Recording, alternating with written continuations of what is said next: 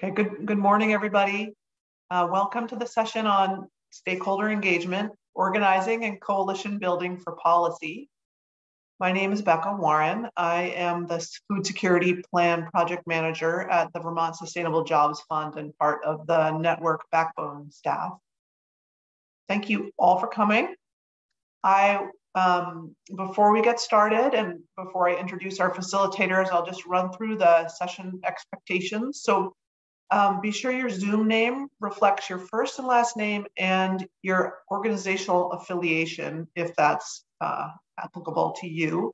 And you can change your name using hovering your mouse over the upper right-hand corner of your little personal rectangle and clicking the 3 dots. You'll get a menu there. Please remain muted unless you're called upon or we're in a breakout room, which we won't be in this session. So just stay muted for background noise. You can use the raise hand feature down at the bottom of the screen, or type your question or comment into the chat, and we'll have times during the session where we'll take breaks for some great conversation. Do your best not to interrupt folks. I know it's hard in the digital sphere because it's hard, there's always a time lag, but just do your best. Please be respectful and kind.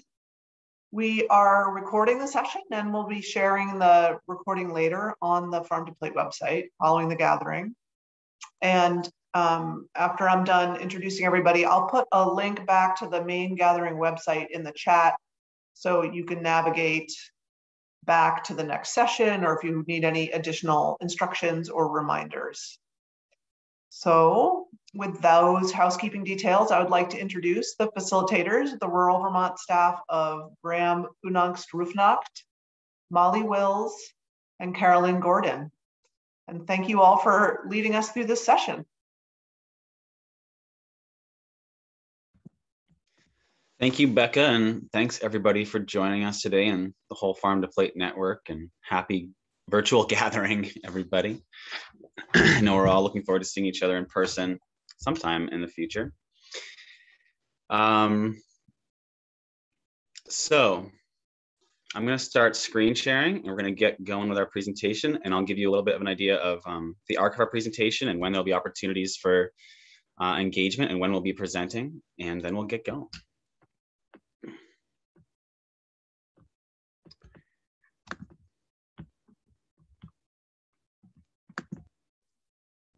Oh, can I insert one more thing, Graham, which is everyone, Marie from Delaney is our session tech help.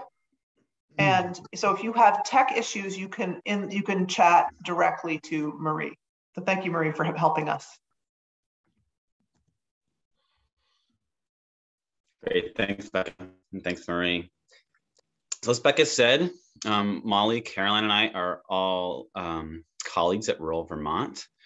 Rural Vermont's been around since 1985, and we've recently changed our mission and vision. I thought I'd give you all an idea of what we're doing here. Rural Vermont organizes, educates, and advocates in collaboration with local and global movements to strengthen the social, ecological, and economic health of the agrarian communities that connect us all. And what we're doing here today, well, first of all, this is our staff. This is who Rural Vermont currently is right now from a staff perspective.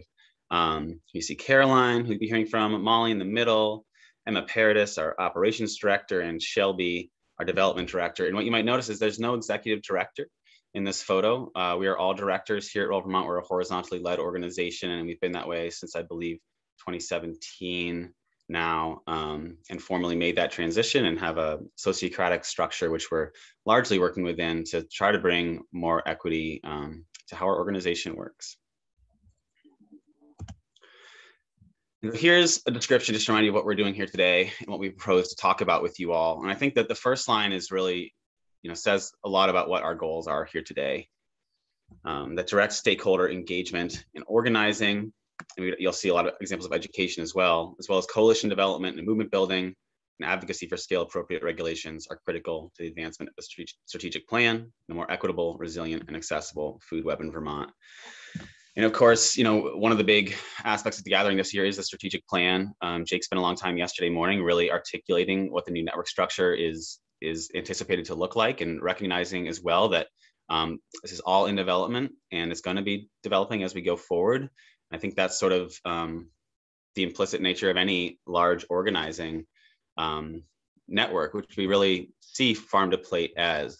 And I think as we were reflecting on our work and on these topics of organizing, education, advocacy, we're really thinking about, what is the farm to plate network and what is the plan, and recognizing that this plan is a massive organizing effort in and of itself. For those who don't know, we have the document right over here. Maybe Becca could tell us more. I think around 100 pages. We have tens of briefs from different products, topic areas.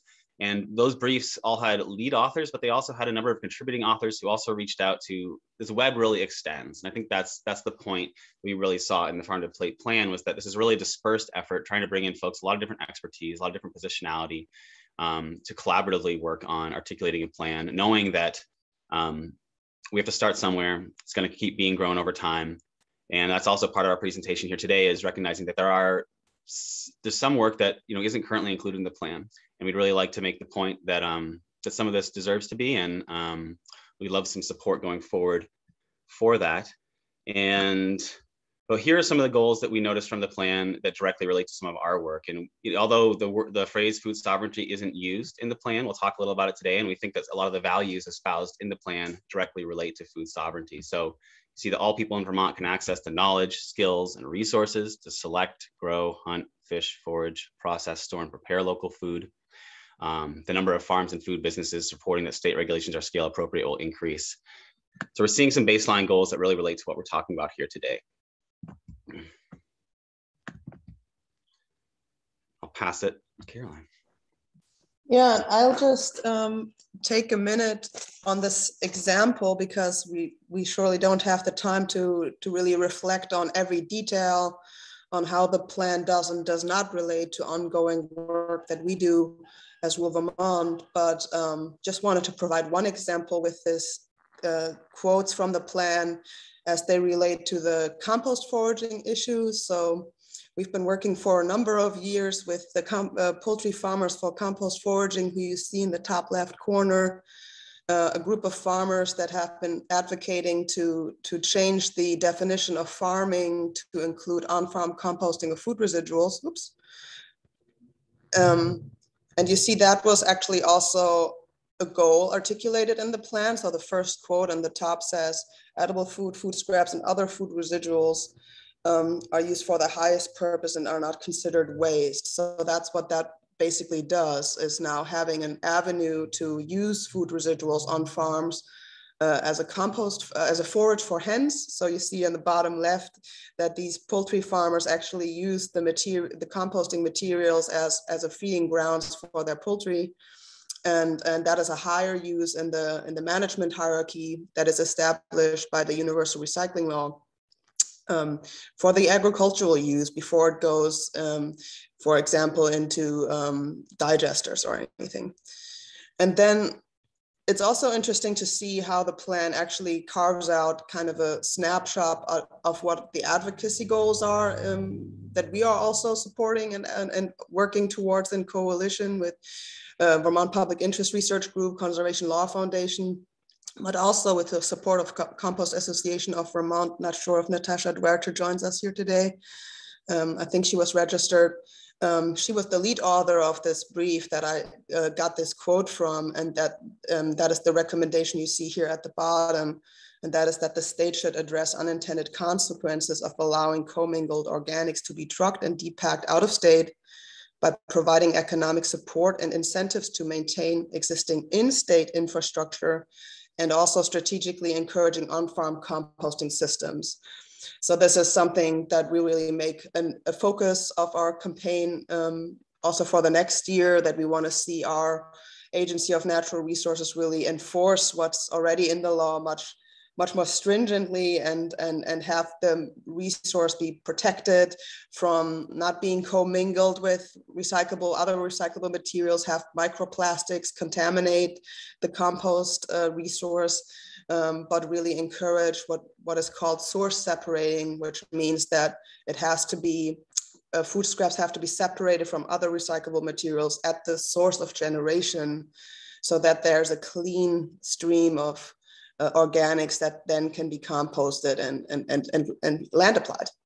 And so it's good to see that the Ag Strategic Plan already articulates also policy goals like that. And this is something we surely will be moving forward with. But as Graham said, this is just a snapshot. This is a living document. In many ways, the plan does not reflect everything that's happening, not reflects everything, every issue that is important for food sovereignty or resiliency, or increasing also that just goal of in-state produced agricultural products and in-state consumed agricultural products. Yeah, it's a good testimony of that work of the last couple of years for the moment. And I'll pass it back to Graham, who speaks a little bit to the power of organizing, which, you know, the quote that we were seeing in the slide before of that food sovereignty is kind of included as a theme in the plan, but not really expressly articulated. We had that quote on the slide before that it was every Vermonter should be able to forage, fish, have the skills and so on to be sovereign. But now the next slide will be interesting to give a different emphasis of what's also important. That's basically a lot of the work we're trying to do.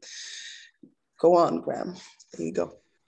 Well, I'm going to hand it to Molly to do that slide, but first I wanted to say something I didn't before, which is just that what we're going to approach this presentation is we're going to each focus on some granular examples of how these larger, how organizing, advocacy, scale appropriate regulations, how that sort of plays out at the granular level with some of our work. So you'll see Molly presenting for a little bit on an issue. We'll take a little bit of time to take questions from you all and comments.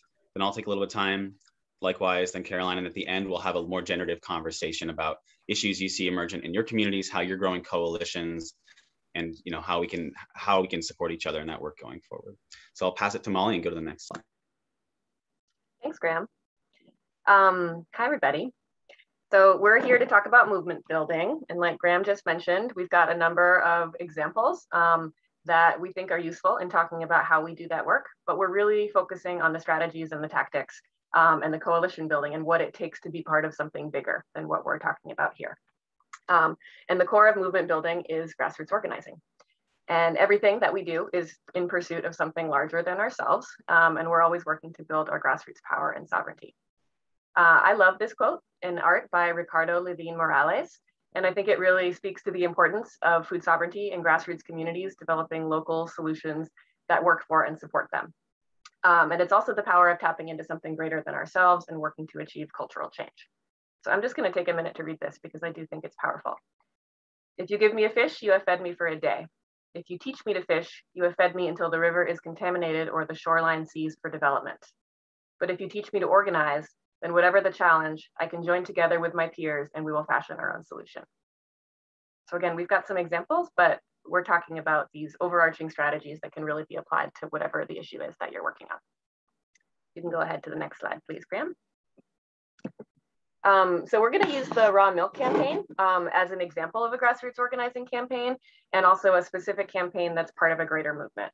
And in this case, we're talking about the movement for food sovereignty. And one of the things that makes this such a good example for this work, I'll go back, please, is we've just been working on this for such a long time. And it's an issue that's faced really immense opposition every single step of the way. And we've also made really tangible improvements that have helped farmers immensely. Including this past spring where we expanded the raw milk law pretty significantly. And we've also just been able to shift the larger cultural dial on this issue and on related food sovereignty issues. And to our knowledge, raw milk isn't included in the strategic plan, which is another reason why we wanted to highlight it here. We've already talked about the importance of that plan being a living document, but I just want to put in a plug for raw milk as a longstanding and growing economic opportunity and one of the most accessible ways to enter the dairy industry in Vermont. And this really does need to be considered seriously and invested in as an economic opportunity for farmers. You can go to the next one, please. So yeah, we're talking about food sovereignty. And this is one piece of our food sovereignty work. So on-farm slaughter, GMO work, a lot of other issues also fit under this umbrella, and you'll hear more about those shortly. But this is really part of a global movement. And our long-term goal with this work is not necessarily specific policy change related to raw milk. That might be a short-term goal, but what we're actually looking for is a cultural and systemic shift towards food sovereignty, and a shift that's about transferring power away from corporate control and back into the grassroots communities, so those communities can be governed in a way that makes sense and supports community scale agrarian economies. So you can read the full definition of food sovereignty here, which was coined by La Via Campesina in 1993. And I'm going to abbreviate it to essentially community control over every aspect of the food system.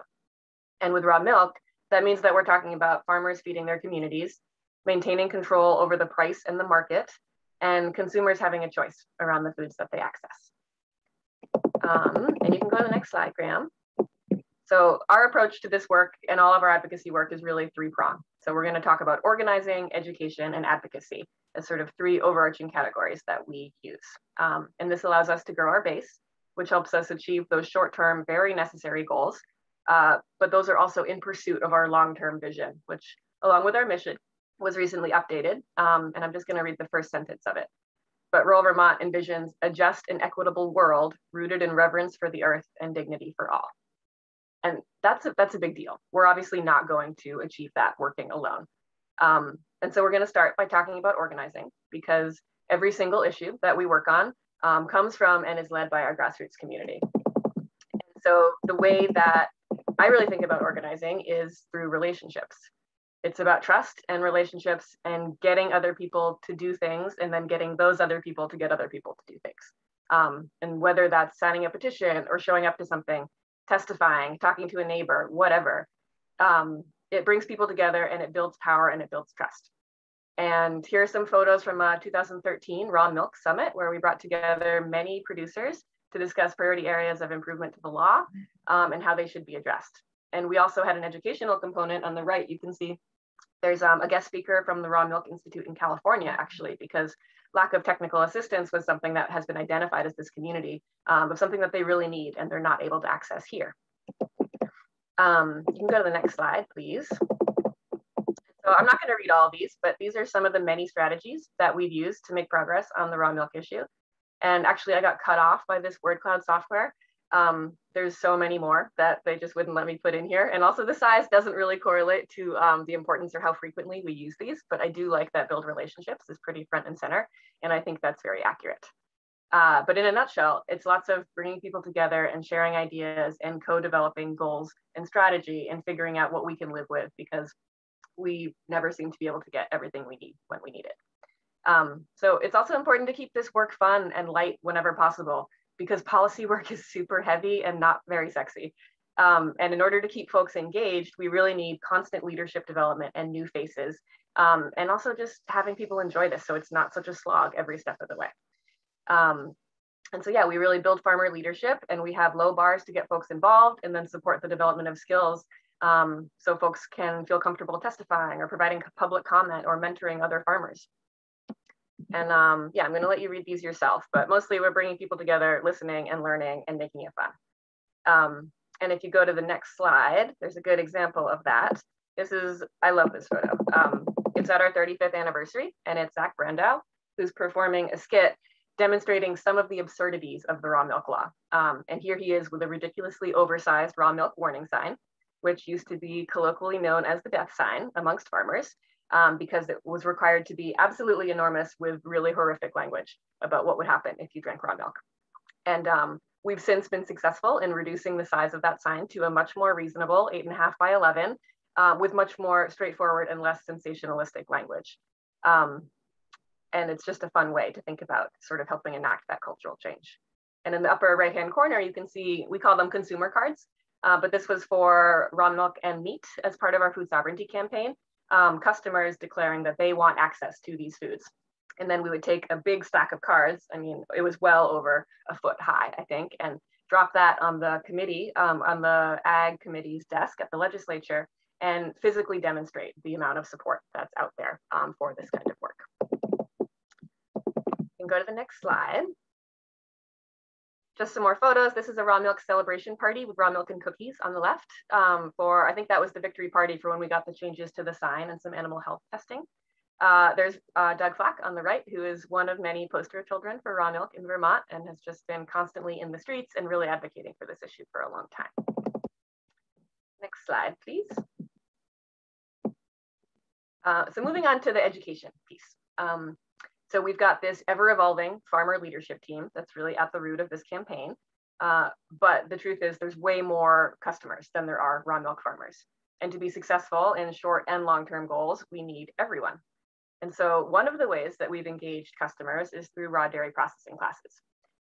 This is a photo of Connie Youngstrom teaching how to make butter, cheese, and yogurt at a farm in Shrewsbury. And these classes help cultivate informed and engaged customer bases. And I think it was in 2011, we got a warning letter from the Agency of Ag asserting that we were breaking the law and raw milk was to be sold for fluid consumption only. And therefore our dairy classes were illegal and we needed to stop them immediately. So we did postpone those classes, but the outcry from consumers asserting that the Agency of Agriculture had no purview over what they did in their kitchens quickly resulted in the agency dropping the issue by proposing that we change language in the law from fluid to personal consumption. So that was a really nice display of grassroots power and how we really can influence things and make changes. Next slide, please.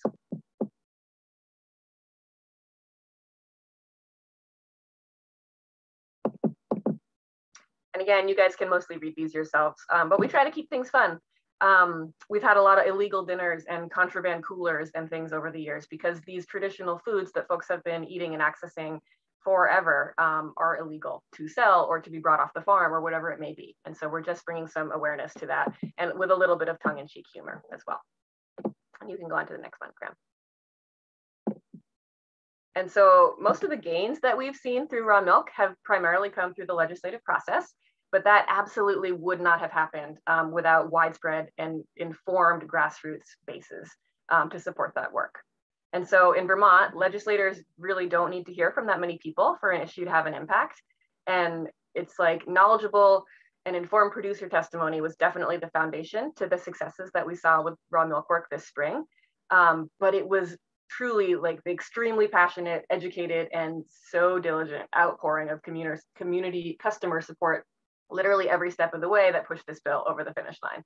And we heard legislators say that they hadn't been contacted that many times about a single issue all year or ever. And that's many years of organizing and action, and it's super powerful. And these photos are, there's a press conference at the State House as part of our Small Farm Action Day. There is a State House to Farmhouse event in the bottom left at the Family Cow Farm Stand in Heinsberg. And then there is Susan Hayes of the Farm of Milk and Honey testifying on the right to the House Ag Committee a number of years ago. And you can go on to the next one. And I see that there's some stuff in the chat. We're definitely going to stop and have an opportunity for conversation soon. So yeah, I'm going to let you read these strategies again, but just keep in mind that it's the culmination of our organizing work that make these short-term gains part of a larger movement towards food sovereignty. And you can go to the next one. So this is from our celebration party this spring when we successfully expanded the raw milk law to allow tier 2 producers to sell raw milk at other farms, farm stands, and CSAs in Vermont, which seems like a small change, but actually brings a lot of equity to whether or not raw milk can be a viable business for a particular farm. And again, we just faced such opposition every single step of the way, yet we still came out with a bill that was actually better than it was introduced. And so we're both part of and contributing to the cultural shift towards food sovereignty. And this spring, we saw really excellent testimony from farmers, active and engaged customers, really surprisingly favorable floor votes. There's now a raw milk farmer on the House Ag Committee. Things are changing, and those that are generally opposed to raw milk expanding hold positions of power. But we see a huge grassroots movement that's again slowly shifting this cultural dial. And it's raw milk, it's on-farm slaughter, it's all sorts of traditional foodways that have been around in perpetuity and have been made illegal at some step of the way. And we're certainly not to thank for it, but we have been an important and persistent part of this work in Vermont. And the place that I find energy in this work is connecting to these larger movements because there's so much work to get done. And I'm going to leave it there for raw milk. But if you're a producer or an enthusiast, I definitely encourage you to get in touch because we would love to hear more and plug you in. And I also want to pause to see if there's any questions about some of the sort of technical stuff that I've mentioned. Again, we're going to have a conversation as a group at the end. So if it's part of a more generative discussion, maybe saving it until that time. But if something I said wasn't clear, please do let me know. And you can raise your hand and maybe Graham or Caroline can help.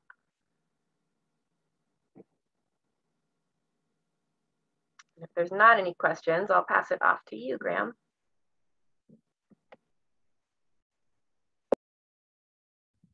Yeah, it looks like Eric did put a couple things in the slides. I know one of them was more related to a larger movement building question, so maybe it's more appropriate for the end, but I'm not sure if you want to take Eric's second question about including countervailing frames around raw milk, et cetera, or addressing any of that. I'm going to take a minute to just read that more thoroughly, and I'll follow up with you, Eric. How does that sound? Great. Yeah, whatever seems helpful is fine with me. My two comments can be kind of seen as interrelated. So whether you want to save or I don't need to even talk, but whatever you think is useful is fine.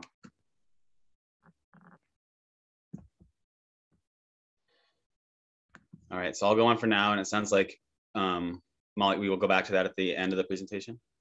Okay. All right, on to our next issue. Vermont Cannabis Equity Coalition.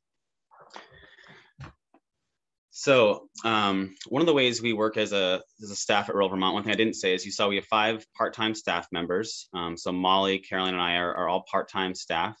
Molly is the Grassroots Organizing Director, Caroline is the Legislative Advocacy Director, and I am the Policy Director, which to some extent says something about the affinities we all have. And you just saw Molly, really show that passion for grassroots organizing.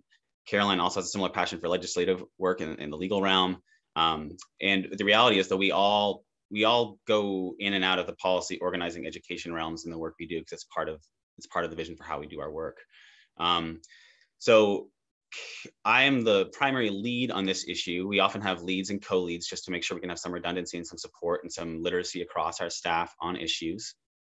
And this is sort of where we are now, working with recreational cannabis in Vermont. Here in 2021, we now have a coalition with an intersectional vision of supporting a cannabis economy that's racially just, economically equitable, agriculturally accessible, and environmentally sound for all Vermonters. We have a coalition that's made up of 2 of the 3 largest member-based agricultural groups in the state. That's Rural Vermont and NOFA Vermont. Justice for All and the Racial Justice Alliance are members of the organization. The Vermont Growers Association, which is sort of your mom and pop's membership-based cannabis organization in the state. And Trace is listed here, but Trace is no longer a part of the coalition, but the co-founder of Trace. Trace is the system for seed to sale tracking used in Vermont's hemp program. So they've contracted with the state and they are doing the work in the hemp realm in Vermont around this. And the co-founder is a critical part of our work in this coalition. And where we are at this point is we're able to really engage intersectionally. We've done the mutual education among our group to be able to speak about how we need to see racial equity and racial justice in this marketplace, what economic equity looks like, what agricultural access looks like, what medical reforms look like, and why they're important. And I'm starting with where we are now because there's a substantial amount of work that really went into this. This document you see here before you is our most recent recommendations to the Cannabis Control Board, and it's over 20 pages of pretty thorough recommendations that not only apply to the rulemaking process for the CCB, which is the Cannabis Control Board, but also the legislature. And that's important because we've really had a hard time getting space and sort of being honored in the legislative process from an agricultural perspective, from a racial equity perspective, and from an economic equity perspective with this legislation in anticipation of this marketplace rolling out. And I wanted to start a little bit of showing, well, how did we get there and how did we decide to work on this issue? And why is it important that we work on this issue? I'm going to quickly, you can read through some of this. I'm going to read through it. I don't want to put a lot of wordy slides up here, but I wanted to make sure that you all saw some of the specific reasons we're currently working on this from a number of different perspectives and things that I think are incredibly, very important to the Farm to Plate strategic plan as well, and the network of all of our organizations here together. Currently in law, there's a cannabis development fund, which goes towards social equity programming. There's only one-time funding supporting that. We need ongoing funding for that. I think that's pretty clear. There's no revenue from this industry going towards social equity or racial justice repair. And we're absolutely supporting that. We need repair and funding beyond just privileges in the marketplace related to criminal justice reform and racial equity. Currently, the bills really only reflect a need to address privileges in the marketplace. We need support for the biggest disparities we have across income and racial gaps, and that's support for land access, education, housing, capital. From an agricultural perspective, cannabis production and the cultivation is not considered agricultural in the state. And that's in legislative statute, and that has a number of implications that I'm sure a number of you can consider related to agricultural easements, current use, agricultural infrastructure currently in use on farms, even just the ability to grow outdoor cannabis, period. So the recognition that cannabis is fundamentally an agricultural crop and product is really critical to our advocacy. And as you see when we go through our history here, you'll see that decision by the legislature really was sort of the point at which rural Vermont sort of took our foot down and said, we're not going to support this if you're not going to include us on this. Direct market access for producers. I'm sure all of you understand as part of this network that especially for smaller producers, access to direct markets, and for consumers as well, the choice to access a producer directly is really critical. And as Molly stated before, it's a critical part of food sovereignty. Equity between indoor and outdoor production, scale appropriate regs. You can read a lot of the rest here gets into medical equity. And as I mentioned, lack of agricultural representation in the legislative process. So the House Agriculture Committee has never taken up this bill. We got the Senate Agriculture Committee to take it up very briefly this last spring, but the reception there was not very welcoming. And we were in fact told by the chair, well, I don't get why small farmers don't just set up an indoor grow facility on their farm, as opposed to listening to what we were bringing forward from our community about why it was important to facilitate accessible outdoor production.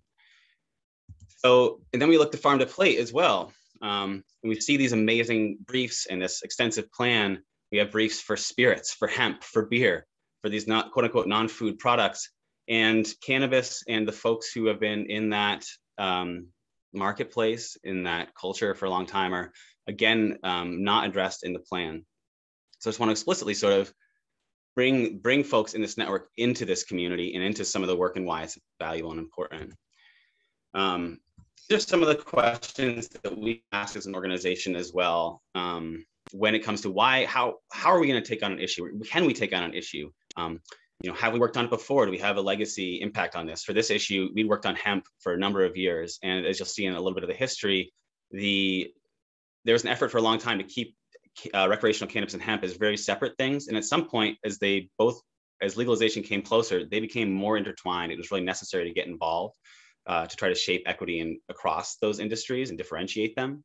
When we started on this effort, it was clear that rural Vermont might be the only agricultural organization considering speaking up for farmers and equitable markets in this process. And even if we could just say a little bit, it might be worth that capacity.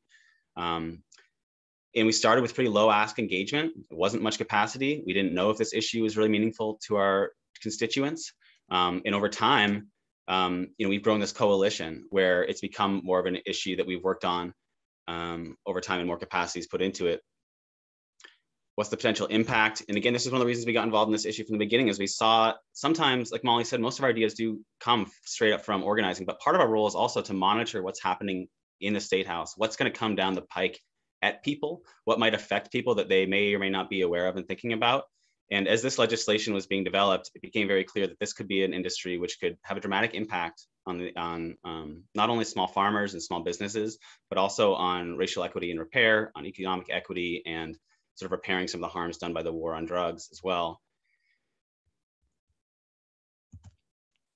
So I'm going to quickly breeze through this. I want to make sure we have time for Caroline and questions, but I just wanted to give you a little bit of idea of like how a trajectory can change and how an organization's relationship to an issue can change over time. So it was 2016 when Rural Vermont first put our position on cannabis. And you can see here why we did it and some of the issues we articulated, in particular, protecting the long-term viability of Vermont's working landscapes, so the ecological reasons, the equity reasons, but we haven't really here articulated yet any of the racial equity concerns, et cetera. So part of our work really grows over time. In 2017, we first ID'd this as sort of a legislative issue that might become more relevant to rural Vermont. Our board chair met with Lieutenant Governor and a number of our folks in the industry to sort of understand what this might look like, and we discussed it more as a policy team. in 2018, here you see sort of, this is a quote from one of our meetings where we really sort of got into like, what's going on here? And as I said, the intertwining of this issue with an issue we've worked extensively on with Vermont's hemp farmers and hemp community over time, and that we really needed to begin engaging more in this issue to assure equity across these different ways of growing different cannabis plants. And we're considering, and identifying some of the priorities and low-hanging options like direct markets, licensure fees, processing fees, tiered fee systems, scale appropriate regs. We really started getting more into what are some of the goals and what are some of the concerns we have. We started meeting with some legislators at this time. We started meeting with other organizations. We brought this to events like State House to Farmhouse.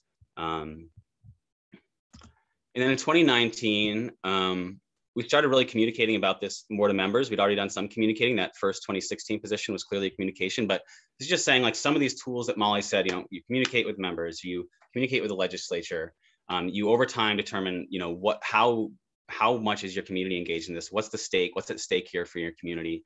And as we moved into 2019, this became more of an issue. S54, which was the enabling legislation, was introduced in Senate Judiciary. We also had Senator John Rogers introducing his bill. We started providing some testimony in Senate Judiciary and had a board member actively watching and reporting, because at this time we were still really trying to figure out, how important is this issue to our community. We were surveying on it. And it's interesting, I was looking back at some of those survey results, and some of these issues, Caroline was mentioning poultry farmers for compost foraging. We're gonna talk about healthcare in a little bit. That and cannabis, those three issues all sort of in the staff prioritization ranked as the last three issues that we were concerned about in 2018, 2019. But then when we went to the side of the survey to our communities, healthcare actually shot way up there, and those other two issues were still sort of middling. And so if you looked at our materials from the time, that would be reflected in that. You'll see that sort of the tertiary issues are still cannabis, or still more monitoring, watching how it can impact people, keeping them informed about the process while focusing on what people told us they really wanted to focus on. And as we move into 2020, we become, more involved in this issue. And this is what I said, we really started taking a more powerful stance when it became clear that cannabis would not be considered agricultural. You'll see here this highlighted portion. I'm sorry for this sort of fuzzy slide, but for these reasons, among others, rural Vermont opposes S54. We also start naming here a number of the other concerns we have with the bill. And if you read some of this, you'll be able to see those, but you'll see, market consolidation and concentration, adequate criminal justice reform, and support for disproportionately affected communities, fair and equitable access for community members and small farms and businesses, et cetera. And we started in the spring of 2020, as S54 was making its way through the Senate, also growing our coalition. And this is where we really hooked up with NOFA, with the Racial Justice Alliance, Justice for All, with Joshua Decatur, the co-founder of TRACE, with Vermont Growers Association, and started mobilizing across constituencies and with intersectional messaging. And this isn't, I just want to give the impression, one of the reasons I talk about this is because the coalition really enabled us to do more work. All the organizations here, Vermont Growers Association is 100% volunteer-led. We are part-time workers at our organization, and we clearly work across a number of issues. Vermont Racial Justice Alliance clearly focuses on a number of issues. So, and same with NOFA. For us all to have each other, it enables us to watch what's happening more, to provide more testimony, to be more present, to inform one another. And it's really critical to being more active on an issue, in this issue in particular.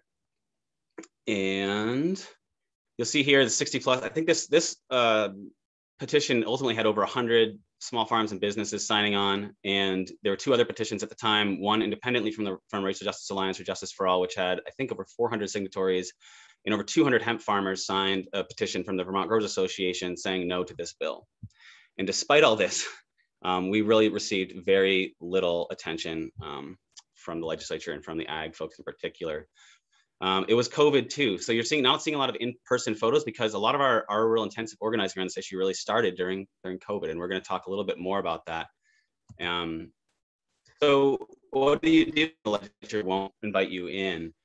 We use some of our small farm advocacy days to really invite in small farmers and others who are interested in cultivating cannabis, participating in the market to testify to a joint committee of of the Senate and House Agricultural Committee, because that was the only way we could get access. We were not given the opportunity to bring them forward otherwise, but it provided a big opportunity for those people to have their voices heard. And it's another reason to have some of these events that are more geared towards just introducing people, training them for advocating, for understanding how the State House works, how policy works, et cetera. And now we continue to work. We're trying to impact the Cannabis Control Board's rulemaking process. We're going to continue to go forward and work on the legislative process and mobilize folks. Part of the challenge of this issue is that this is still a criminal enterprise. There's an existing economy, and it's really tough for folks to come up, stick their heads up as well. There's still a concern around anonymity or whether folks are safe in even advocating for themselves. So it's a different dynamic in this. And one of the things I would say is really critical about this coalition is, especially with the racial equity piece, when we first started engaging with the Racial Justice Alliance in particular, we had to grow at the speed of trust. And that meant a number of our first meetings were really talking about racial equity and coming to the same page and some shared understandings on what that means to us all and how we're all going to unite behind this work, and what compromise would or wouldn't look like and how a process of compromise could work in the future so as to not leave any of us behind. And there's a lot we could say on this issue and all these issues. I'm going to largely, I think, keep it there for now. I'm happy to talk more about this as we go forward and take any questions right now.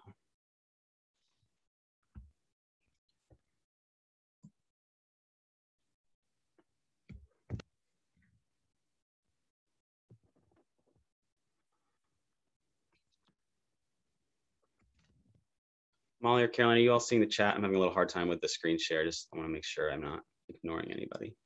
There's no one in there yet, Graham, asking a question right now. Great. All right, then I am going to pass it on to the next slide. Just Caroline. Thanks, Graham. Yeah, I wanted to speak a little more about advocacy during the pandemic specifically. I joined rural Vermont early 2019, but just became staff member late that year. So really just fully launched into my role during the pandemic. And Molly has said really nicely how much rural Vermont really values building relationships at the speed of trust, and kind of exemplified how much the ability to meet up in person and share events and conversation in person are important for that work and in grassroots organizing, and how that is really now limited during the ongoing pandemic. But there is virtual and remote opportunities for stakeholder engagement tools that we have been using also in the past that do become more important now. And I think the recent advancements of the on-farm slaughter law is just a good shorter example of how that can roll out in practice. So all remotely and all virtually. So of course, on-farm slaughter is a campaign we have been working on for many more years. I think there's a really nice older picture that comes after this slide that we will look at in a little bit. But it is basically, oh, there it is. Yeah, we'll get to that. It is about Vermonters being able to have animals slaughtered on farms and then access that meat directly from the farm without it being inspected. So Graham said this is cannabis is kind of still in the illegal realm to some degree. With on-farm slaughter, it's the same. Selling uninspected meat is illegal. And there's huge concern of doing something illegal in this practice. And there's a lot of confusion about how it actually is possible to do it correctly in compliance with the law.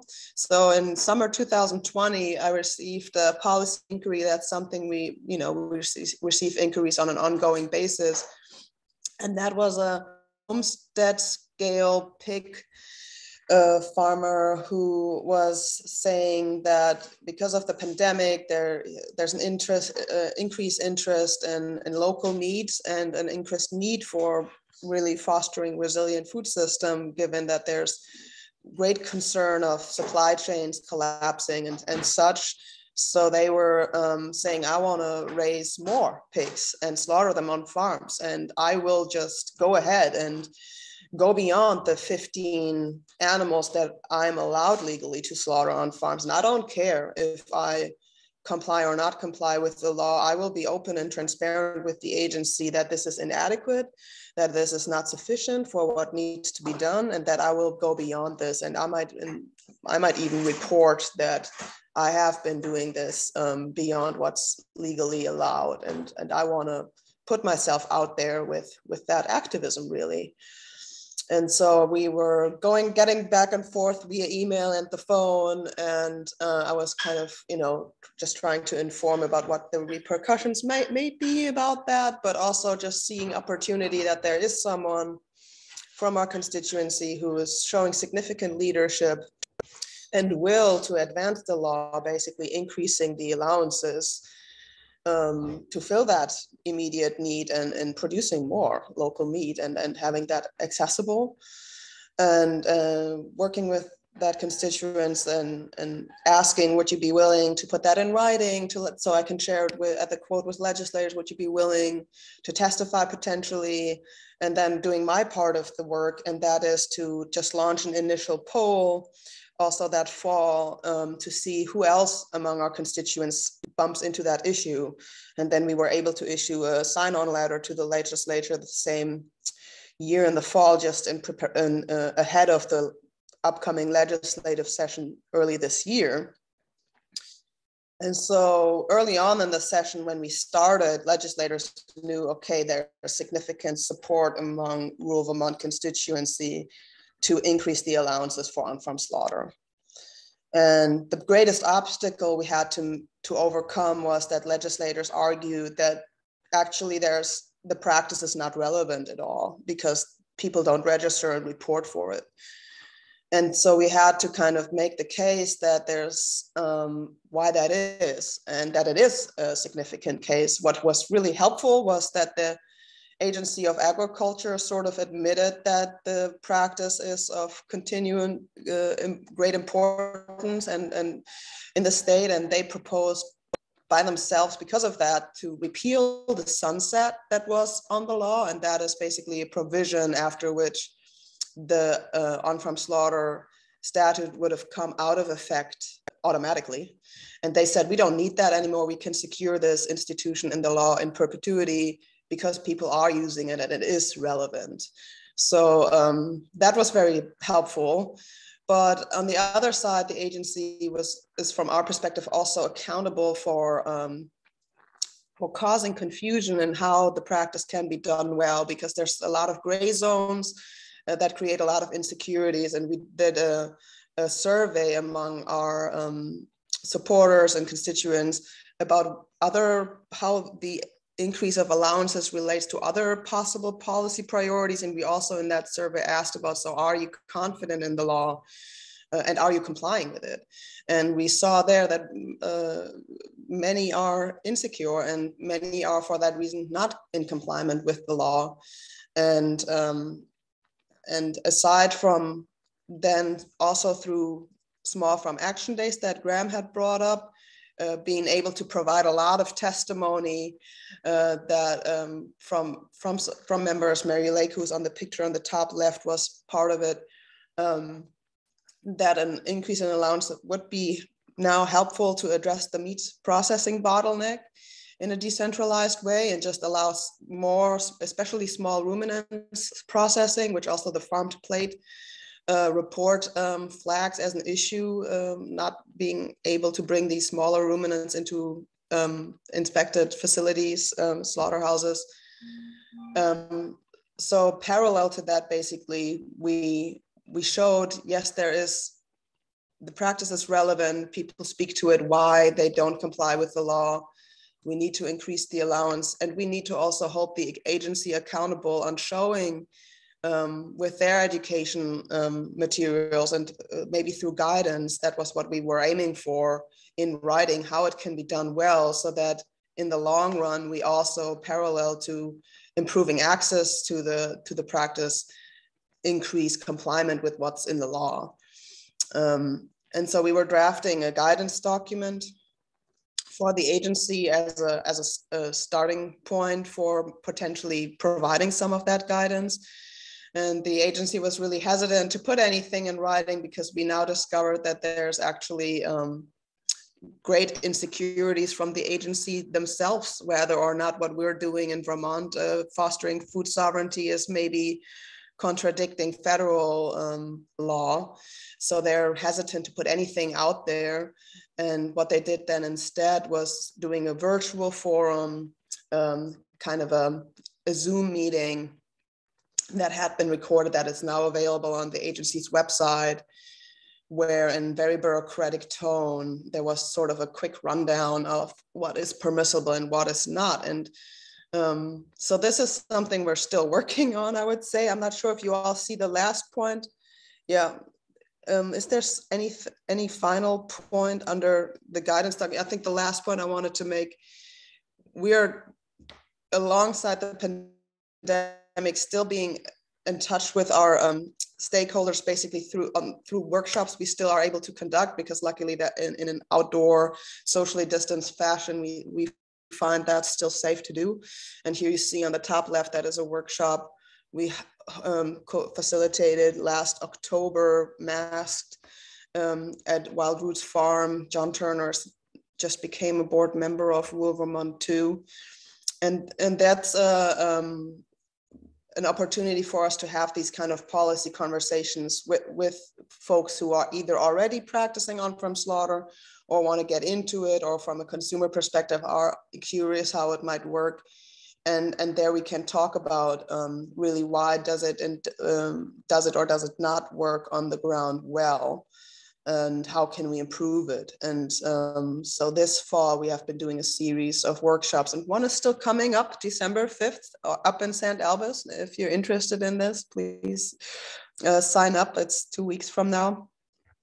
And yeah, so this is kind of a short example of how some of these tools have always been kind of a remote way or virtual way of engaging.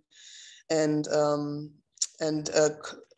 written email inquiry followed up by a lot of phone calls can quite kick something off. And now we doubled the allowances from slaughter, and that constituents who inquired with us originally was able to process up to 30 pigs legally and grow a small farm business from it. So that's good.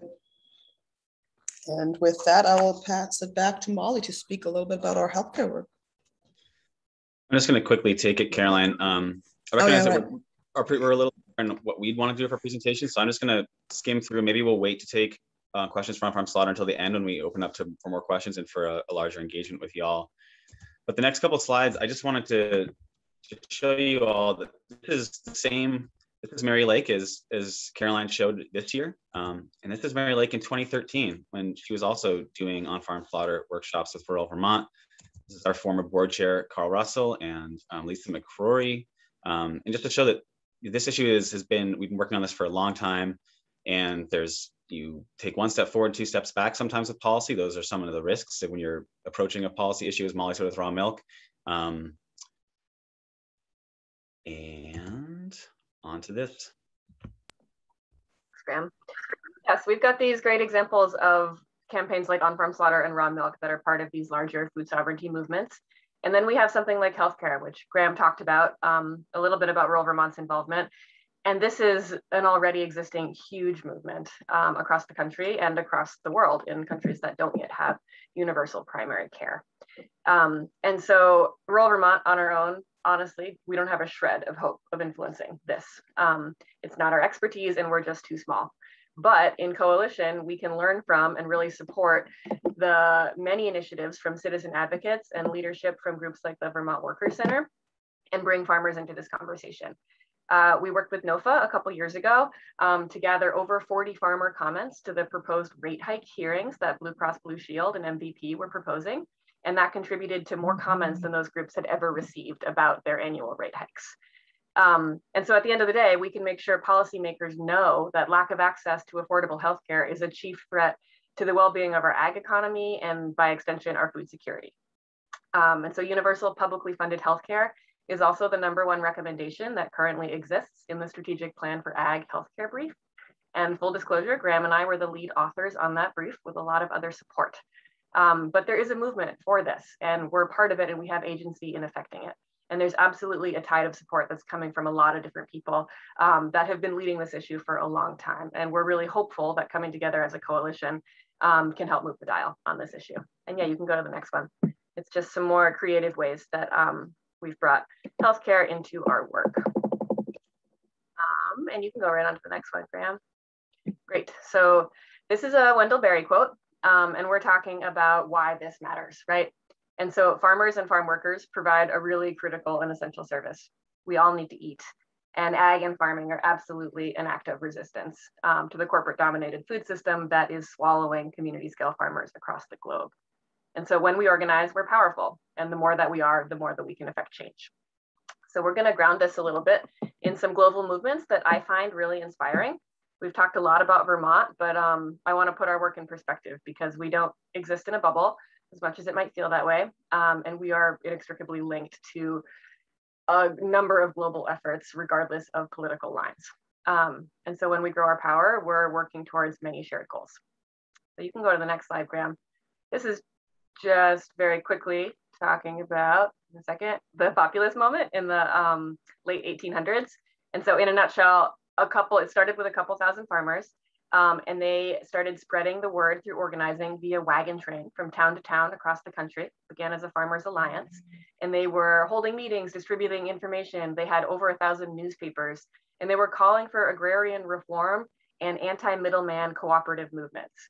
And they really envisioned the future as a cooperative commonwealth that would protect the interests of the many from the predatory greed of the few. And so at its peak, the Farmers Alliance claimed 1,500,000 members that were meeting in over 40,000 local sub-alliances. And it eventually morphed into the Populist Party. Next slide, please. This is a photo from 2020, when the Indian government passed a number of anti-farmer laws that were strikingly similar to policies that have been passed in this country 10, 15, 20 years ago. And those laws left already struggling farmers at the mercy of corporate control and consolidation and price setting.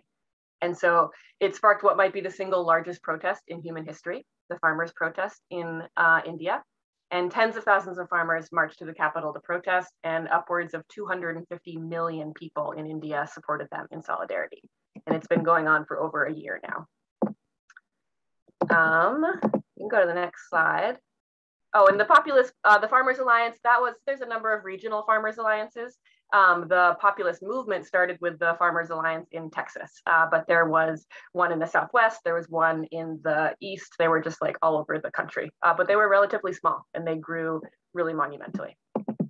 I like this photo a lot. This is a French farmer tractor brigade and also a blockade in protest of decreased subsidies from the EU. And I like these photos just because it's a good reminder of who's in power, and check out that tractor brigade. It's super impressive. Next slide, please. This is just a few of our national and international coalitions and allied groups that we're part of. I'm not going to spend too much time on them because I want to make sure we have time to chat, so we can just keep on trekking. I am going to pause on La Via Campesina for a minute because this is it's a global group of agroecological peasant farm workers. And they're led by often landless farm workers, really prioritizing women and youth. So this is the group that coined the term food sovereignty, and they are made up of grassroots member organizations that work on hyper-local and global levels. And I've heard it referred to as perhaps the largest social movement in the world. And so I want to also bring this to Vermont because there's global work and there's local work, and they impact each other. So on the left here, rural Vermont was founded on direct action in response to the dairy crises and other crises in the 1980s. So this is a photo of a series of milk dumps that we organized to protest a federal mandate price cut for farmers that was attributed to a surplus of dairy being produced. And as a result of these actions, Vermont dairy farmers won a first in the nation 50-cent hundredweight direct payment from the state to compensate for the federal price cut. And on the right, this is rural Vermont organizing campaigns against the global movement, against the General Agreement on Tariffs and Trade, that was GATT, and also the North American Free Trade Agreement, NAFTA, because of the debilitating effect that those policies have on farmers across the world. Next slide. And this is just taking the streets sometime in the early 2000s as part of the Farmer Protection Act campaign. protecting farmers against genetic drift, also linked to the greater movement for food sovereignty, including seed sovereignty. You can go on to the next one. So here we are again, right? We can see really big changes at the local level and at the global level when we share information, when we collaborate, work together, build coalitions, and organize. And hopefully some of this was inspiring little glimmers of hope and desire to maybe take action or get involved. I haven't been able to keep a super close eye on the chat, but I'm looking forward to checking out some of those questions. And just want to say that all skill sets are needed in movement building. It doesn't matter if you're a policy whiz or an artist, or you bake really great cookies, or you bake like kind of okay cookies. We totally need you. And there's a place and a role that's highly valuable for every single person. And as far as how we engage in this work moving forward, we're about to open things up for a chat. And I hope that people will connect and listen and learn and share, and consider being active in your community if you're not already. Ask your neighbor questions, listen and learn and do all the stuff, and work together. And consider joining Rural Vermont if this stuff is of interest to you. We're a membership organization, and we would love to have you on board. And honestly, we need you if we're going to be successful in this work. So we mentioned there's another series of Small Farm Action Days coming right up, and lots of other opportunities to get involved. And I am torn between if we should answer some of those questions that came up in the chat, or if we should use the time that we have for a group conversation and then follow up with folks individually. Maybe we can sort of crowdsource that. Any of my stuff can be followed up in the bigger conversation. No need to sort of stop on anything I mentioned. This is Eric. Cool. Thanks, Eric. Your questions are awesome. I definitely want to get to them. Yeah, I wanted to see, Eric, if you wanted to, if there were any of those questions, if you wanted to choose one or something just to bring up right now to start this off. But this larger framing we're trying to bring here is, how are you, your organization, farmer community, growing relationships, coalitions, collaboration, or participating in larger movements? And are there particular issues that you're coalescing around or your community is coalescing around? And for example, we started working on healthcare and these issues because our community told us that this was really critical for them. And it was a tough thing to start working on for a number of reasons. And also just questions about our presentation. So maybe, Eric, do you want to articulate one of those questions you had just to start us off? Yeah, I'll just say one brief thing that kind of ties it all together. Just give me 1 second to get situated. So I think, to me, I think probably the overarching theme is framing, and, things like talking about your topic through the lens of the opposition, and then making the case through that lens. And what are the risks of only talking about the issue from the perspective of your constituency's advocacy points? So that's why themes like addressing externalities and unintended consequences can be one of those things that can cut through the us and them piece, because my sense is that the polarization risk is probably one of the biggest risks in the current climate and for the foreseeable near term. And so if your strategy increases polarization, is it going to limit the effectiveness of your policy goals? And by thinking through the lens of the frame of people that have a different view, and then centering externalities and unintended consequences, can the coalitions get issues across the finish line? That's kind of the question in my mind. Well, I can speak to that a little bit. I think you asked in the context of raw milk, and you were bringing up food safety. And absolutely, that is a top priority for rural Vermont, for raw milk producers. Everyone is banking on this being a safe and healthy product to share with their communities. But the reality is the data is in our favor. There's a really wonderful peer-reviewed article that looks at the last 13 years of raw milk. And it's like the number of states that legalized raw milk or expanded the law. It was 13 states or something. And in that time, instances of outbreaks plummeted. And so we have way more access to this food, and we have way less instances of people getting sick. And what it really shows is that when people are given the tools to do something right, and they're allowed to operate above board and not hiding what they're doing, because let's be real, this has been happening for as long as humans have been milking ruminants, people have been drinking raw milk. And so reframing some of those food safety arguments, and also like really pushing back. I mean, being well educated and informed and having a great idea of the science that's out there. And also knowing that when the state veterinary office testified on this issue, they hadn't read the bill. They came out with a bunch of testimony against value-added raw dairy, which was not what we were talking about at all. And sort of the same for the Department of Health. When you ask a question about how many outbreaks of how many people have gotten sick from drinking raw milk in Vermont, without saying as much, they will answer by citing studies that occurred in New Hampshire or Maine or New York. And it's just, you have to be really specific about what we're asking and what we're talking about. And also, like, farmers, if there was more support for getting tested, my sense is that many farmers would love that. It's actually an economic barrier right now, and not being part of a co-op, there's not a lot of support for getting farmers' milk to get tested.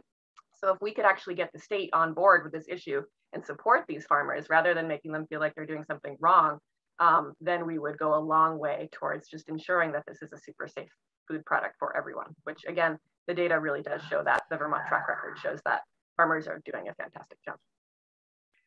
So Graham, is it helpful or appropriate for me to say anything quickly in response, or should we keep moving?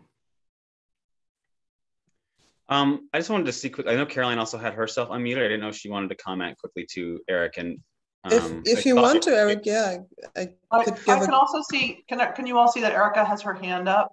Yep. Erica's hand too.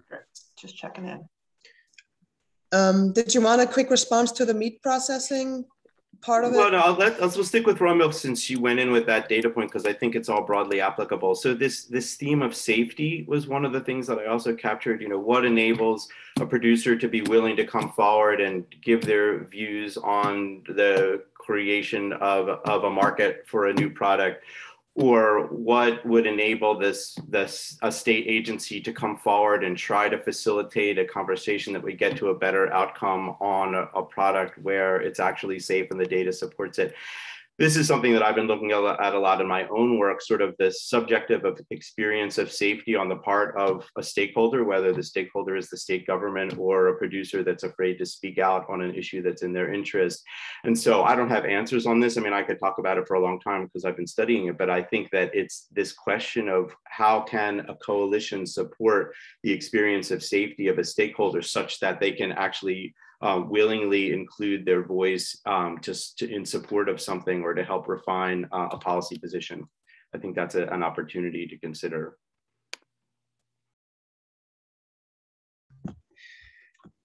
I can quickly respond to some of that safety concern. I think that it's perhaps most pressing in the cannabis realm because people are being sent to jail. I talked to a number of producers, at least two, who, when they were young, their parents, they were taken from their parents, and they're in some cases, their land was taken. In some cases, they were put in foster care for a period of time. So people have both memories directly from their personal experience, but also the reality of the existing economy has been, under threat of prosecution and being imprisonment for a long time. And I think we did try to really work with a number of ways of capturing those comments. We tried to present our coalition as sort of a safe place to present your comments as a trusted space. Where we could funnel your comments to lawmakers, to folks in positions of power who are dealing with this bill. And just getting to your previous comment, I think you're right. One way we could have approached this presentation is to frame this through the lens of what we were being told by the opposition and how we were sort of countering that message.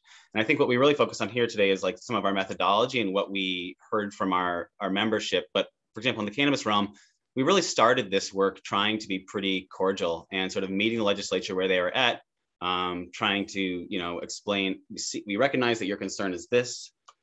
This is why we feel that concern can be met by these means, et cetera. And at some point, we really felt like these people aren't listening to us. We're not even going to be given a place to bring in these voices, those who are even willing to testify. So it's time for us to really say what we know we need and just be strong with that. And our coalition is going to coalesce around that, largely because we're also hearing from producers that this isn't going to work for them. So there's a balance there to meeting people where they're at and continuing that conversation, but also knowing that there's a time for saying, this table isn't actually helpful to us and our constituents anymore. And we need to get clear about what our needs and goals are and pursue those pretty adamantly. Maybe transition on to Erica, and we can, unless Caroline, you wanted to respond to. No, I wanted to suggest also to hear what Erica has to ask. Erica, you want to go? Yeah, sure. I was just reading, and actually I was just reading Buster's comment in the thing, and I kind of want to hear that question too. But I'll be quick. I'm just thinking back to, earlier in farm to plate days, the farm to plate network kind of shied away from policy issues. And, part of that was because the network's really diverse and there's a lot of different stakeholders and opinions. And I always personally found that sometimes challenging because so many of the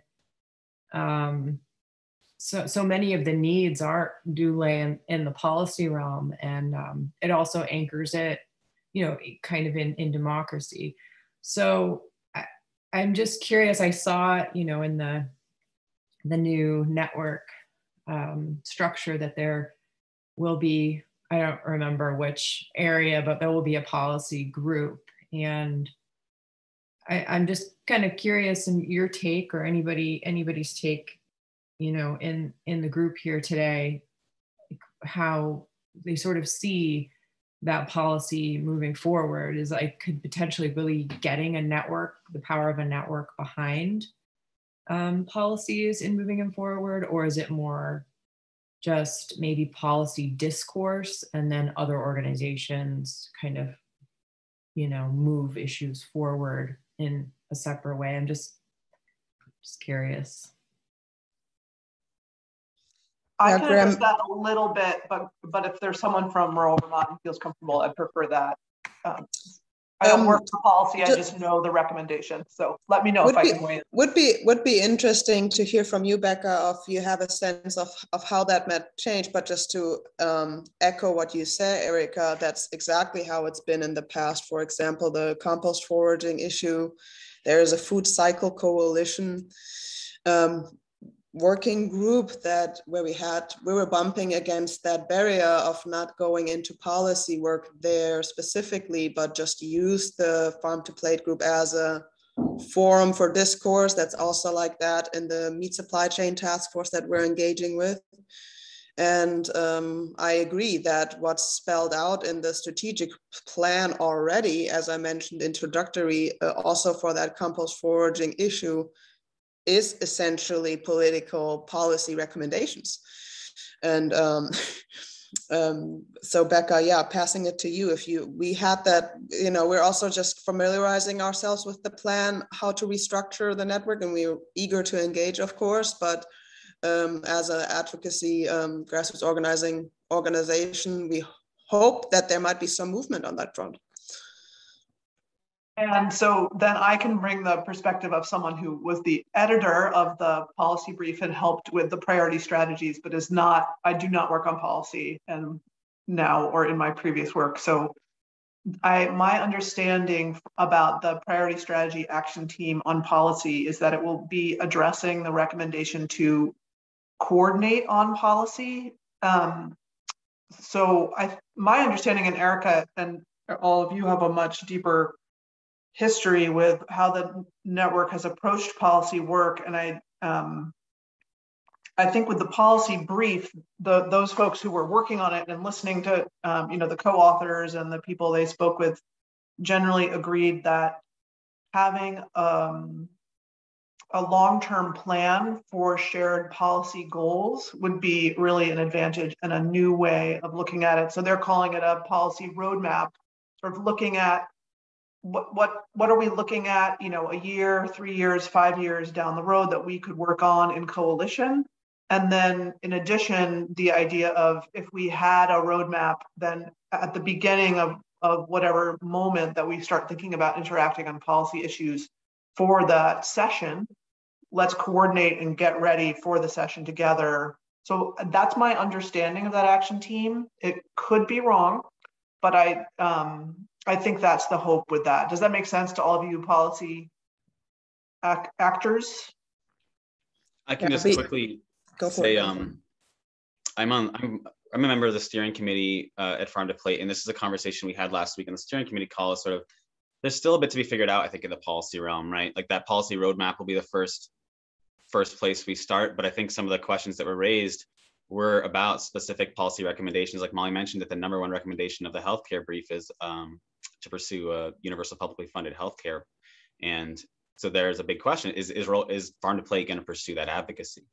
And what does that mean if it's a recommendation from the plan? And I think there's still some tension there about like, what will this mean? What will it look like to articulate a policy plan when there are these different folks involved and potentially people who are part of the state government and who are part of that structure, you know, and therefore can't take personal positions, but have the state position as well. But I'll leave it there. It seems like it's a place where there's tension and there's also creative opportunity. Yeah, and I think to be co-created, you know, the folks who join that action team will create that pathway, and I think there's a lot of great opportunity for that. Yeah, and I just want to put a plug in for the importance of that work. And also, there's a really great book called The Revolution Will Not Be Funded. And that is at the root of why so many groups don't touch policy work, is because it jeopardizes them keeping the doors open and the lights on. And also the really strong need for us to push back on that and change that. As we said, eating is an agricultural act. We are all going through acts of political resistance every single day just by the choices that we're making. So let's normalize that, and let's make sure that funders hear the message really loud and clear that if we want to see the change that we need and are working towards, policy is absolutely going to be part of it. I see two hands. Well, Buster, you put something in the chat, and actually I saw you as an attendee on this. And this first question we have, which is how are you, your organization, farmer community, growing coalitions and other particular issues you're coalescing around? I'm glad you're here. I'm glad you put a comment. Can I give you the floor just to ask your question and or talk a little about some of the organizing that you've been doing? Hi there. Hope you can hear me. I'm on the road working. Thank you for these discussions. I've been working on the issues related to farm worker housing, whether you're an owner on a farm or you work on a farm. And one of the things that I have learned is careful, thought out discussions, including everybody, workers, farmers, experts, and such, have been very useful and have generated the ongoing work that Vermont Housing and Conservation Board is now working on, which can be found on the Vermont Housing and Conservation Board's website. In their news, they're working on something new, which I think is exciting and will be useful. And the other part is farm worker housing is often discussed in the ag community. Now, a lot of folks in the ag community are not experts in housing, how to address the issues. The housing organizations and other partners and such, they are the technical experts. They have tools and resources on their hands. So we have to link the two and work together with the housing organizations and agriculture so we can build on the news that is coming out of the Vermont Housing and Conservation. But the work the board is doing is just part of the solution. But the discussions and bringing everybody together is needed. And there needs to be a permanent place for that and a thoughtful place for that. So yeah, that's all I have for right now. Thank you for these discussions. Yeah, thank you, Buster. And I just want to give a shout out to Buster, who's been a really tireless advocate for farm worker and farmer housing for a number of years in the state. as a farm worker himself. And I think this point around the inclusion of housing and farm worker housing in the strategic plan and making a place for these conversations to have a permanent home, and the absolute relevancy of having safe and effective shelters and accessible shelters for people doing this essential work in our communities is critical. So thank you, Buster. And I want to work with you to try to make that space in the Farm to Plate for this issue. Let's go to Faye.